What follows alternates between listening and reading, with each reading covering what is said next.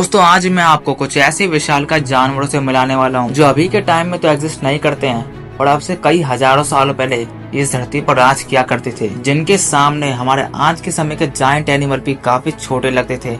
तो बिना किसी देरी के आज की इस वीडियो को शुरू करते हैं। नंबर 7 डायनोसोरस, जिसका साइज 39 फीट तक हुआ करता था और कोई भी एनिमल इनसे समुद्र की गहराई में जिंदा नहीं बच सकता था। और कोई भी डायनासोर समुद्र के आसपास आते थे तो ये उन्हें अपने खतरनाक रिप्जाव से चीरकर खा लिया करते थे। और डायनोसोरस ही क्रोकोडाइलियंस की सबसे बड़ी नस्ल थे और साथ ही साथ इसकी बॉडी किसी भी क्रोकोडाइल की तुलना में काफी ज्यादा आर्म्ड होती थी और इसी वजह से इन्हें कोई भी कार्निवोर डायनासोर ना ही बाइट कर सकता था और ना ही इनकी जायंट साइज की वजह से इनके इलाकों में भटकता था। इतने कामयाब प्रेडेटर्स होने के बावजूद भी ये विलुप्त कैसे हो गए, इसके पीछे का कारण अननोन है। Number 6 prehistoric cephalopods. दोस्तों अगर आप लोगों ने Pirates of the Caribbean movie देखी है तो आप लोगों ने उसमें क्रैकन नाम के सी मॉन्स्टर को तो जरूर देखा होगा, जो पानी में मौजूद बड़े बड़े जहाजों को डुबाने के काबिल होता है। दोस्तों क्रैकन तो रियल लाइफ में एग्जिस्ट नहीं किया करते थे, पर दोस्तों क्रेटेशियस पीरियड के दौरान यानी कि मशहूर डायनासोर के पीरियड के दौर में समुद्रों में क्रैकन की तरह जायंट और बेहद ही खतरनाक दिखने वाले सेफलोपॉड्स घूमा करते थे। वैसे यहाँ पर मैं खास तौर पर टूसोटूथस नाम के सेफलोपॉड्स की बात कर रहा हूँ, क्योंकि ये साइज में 40 फीट तक लंबे हुआ करते थे और ये माना जाता है कि ये अपने टाइम के अपेक्स प्रेडेटर मोसासॉरस का भी शिकार कर लिया करते थे। Number 5 American lion. दोस्तों क्या आप लोग जानते हो कि इस दुनिया में आने वाली सबसे बड़ी कैट कौन थी? अगर नहीं तो मिलिए अमेरिकन लायन से, जिन्हें इस दुनिया में आने वाला अब तक का सबसे बड़ा फील्ड फैमिली का मेंबर बताया जाता है। और तो और अमेरिकन लायन का साइज लाइगर केव लायनोसेफेलोडॉन से भी कई गुना बड़ा हुआ करता था। वैसे जहां हमें लायन की मॉडरेट पॉपुलेशन अफ्रीका और थोड़ी बहुत इंडिया में देखने को मिलती है, वहीं अमेरिकन लायन पूरी नॉर्थ अमेरिका में अपना राज किया करते थे। अमेरिकन लायन आज से 10,000 साल पहले आइस एज के दौरान पाए जाते थे और आइस एज के किसी भी मेगाफोना का आसानी से शिकार कर लिया करते थे। लेकिन जब इंसानों ने मेगाफोना का शिकार करके उसे दुनिया से खत्म कर दिया था तो अमेरिकन लायन भी खाना न मिलने की वजह से इस दुनिया से विलुप्त हो गए थे। नंबर 4 प्रियोनोसोरस। दोस्तों आपको इस दुनिया के सबसे बड़े मैमल ब्लू व्हेल के बारे में तो पता ही होगा,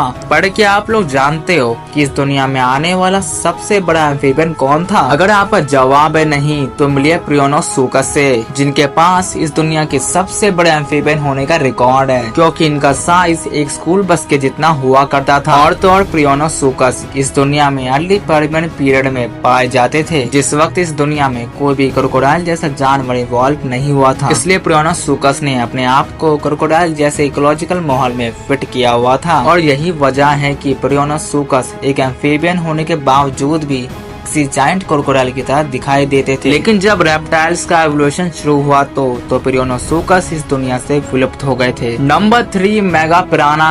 दोस्तों आप लोगों ने पिराना के बारे में तो सुना ही होगा, जो कि खून की प्यासी फिश होती हैं, जो अपने रेजर शार्प टीथ की वजह से जानी जाती हैं और इसी वजह से इनका खौफ काफी लोगों में पाया जाता है। लेकिन मिलिए इनकी सबसे बड़ी नस्ल मेगा पिराना से, जिनका साइज आज की पिराना के मुकाबले 4 गुना बड़ा हुआ करता था और इनका बाइट फोर्स लायन के बराबर हुआ करता था। इसी से आप लोग अंदाजा लगा सकते हो कि ये पिराना पानी में रहने वाले जानवरों की क्या हालत करती होंगी। दोस्तों ये पिराना आज से 8 से 10 मिलियन साल पहले इस धरती पर पाई जाती थी और दोस्तों ये आज की पिराना की ही तरह ग्रुप्स में रहा करती थी। वैसे दोस्तों मेगा पिराना का अब तक जॉब ऑन का ही फॉसिल मिला है, इसलिए हम लोग इसके बारे में बहुत ही कम जानते हैं। नंबर 2 कैमरोसोरस। दोस्तों कैमरोसोरस को इस दुनिया में आने वाले सबसे वियर्ड और लार्जेस्ट एनिमल में से एक कहा जाए तो ये गलत नहीं होगा, क्योंकि इनकी बॉडी का साइज तो 6 फीट तक का ही होता था, लेकिन इनकी यूनिक शेल का साइज 24 फीट तक का होता था। इसलिए इनको इस दुनिया में आने वाले सबसे बड़े सेफलोपॉड्स में से एक माना जाता है। वैसे सेफलोपॉड्स